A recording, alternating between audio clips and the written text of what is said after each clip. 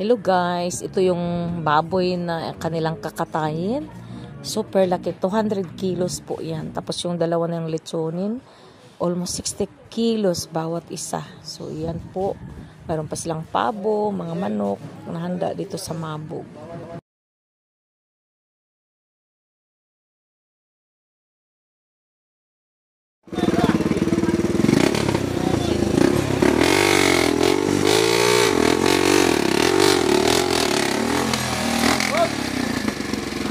Wow.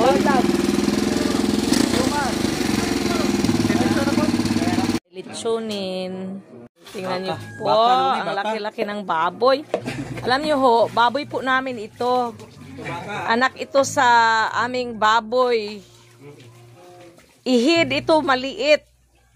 Tapos ang tagal bago tumubo kasi hindi namin alam paano mag-alaga.